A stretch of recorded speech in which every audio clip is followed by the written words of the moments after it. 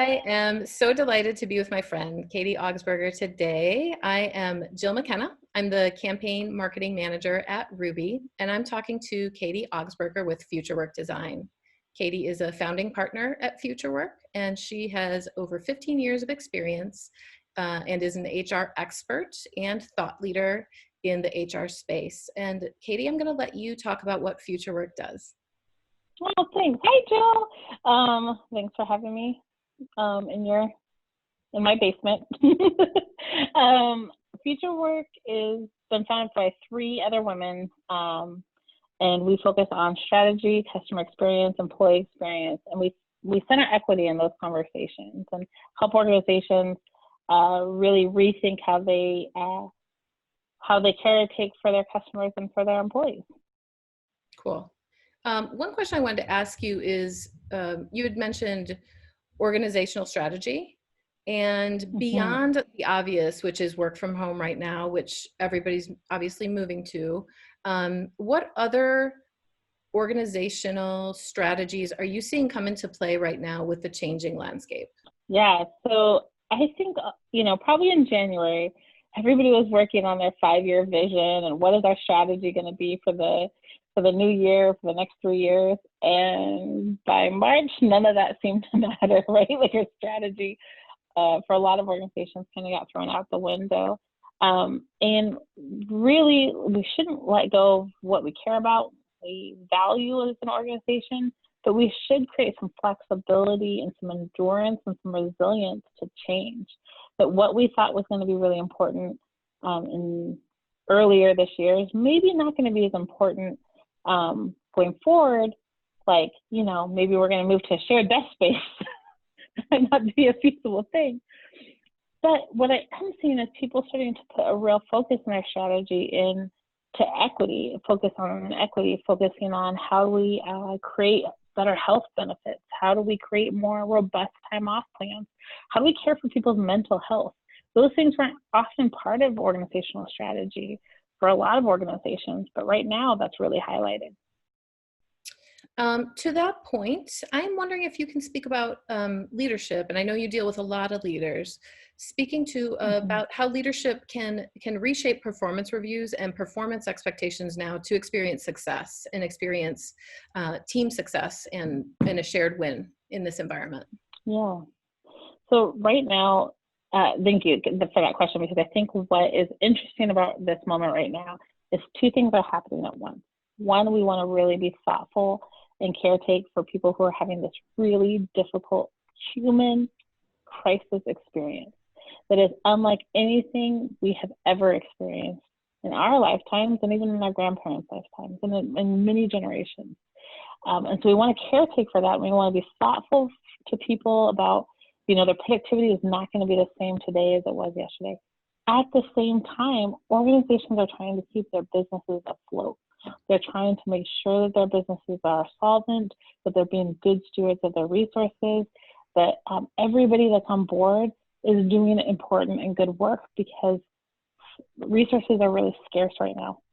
And so sometimes that duality can lock people up in indecision. Like, how do I hold people accountable for their roles while knowing that, like, at home they've got 3 little kids and a partner who's also a nurse or a doctor?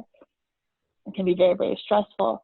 And so what I ask people to do is to rethink what productivity means in the organization, but to not stop holding people accountable for those roles, but to rethink about what accountability looks like and to be really clear about what support you can provide as a manager.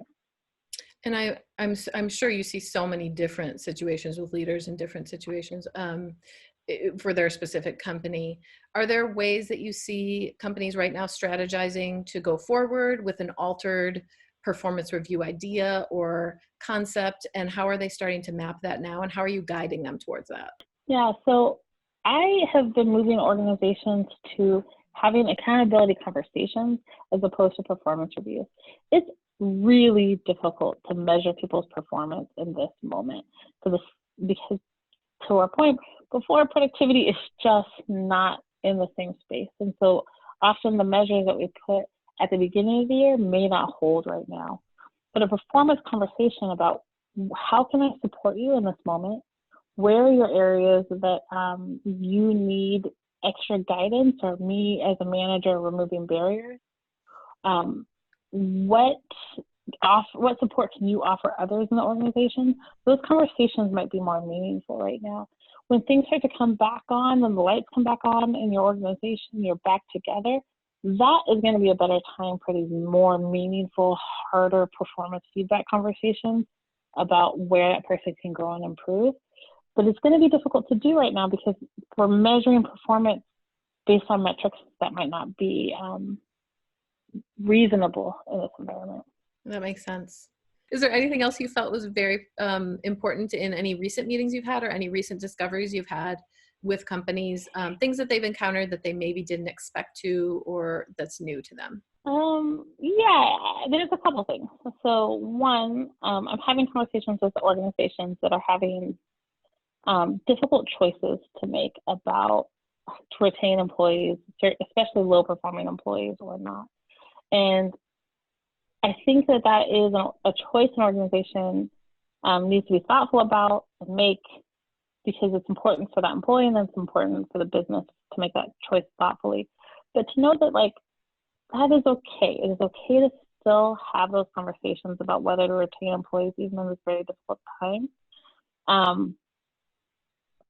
And what I mean by that, I want to be really crystal clear. What I mean by that is that we want to guide our decision making with ethics all the time.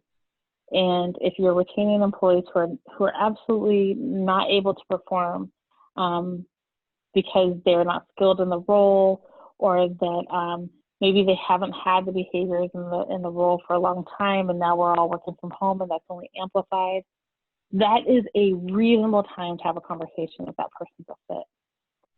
However, if people are struggling because this is a difficult time and they've been a solid employee through their tenure, but this has highlighted new and different issues for them, and there is additional stress that you might not be aware of, that's not a time for a termination conversation. That's a time for a performance conversation. How can I support you? What do you need? So you can still make tough decisions as an organization, but this is the time to be extra thoughtful, slow down your process, fact find that information, and see what can you offer to employees at their time of most need. Amazing. Thank you. That's very thoughtful for right now. Yeah. So many companies are experiencing and teams are experiencing. Thank you. Yeah. You're amazing. And we have links to you on our website and in the comments section of our social media. And you can get in touch with us to get in touch with Katie.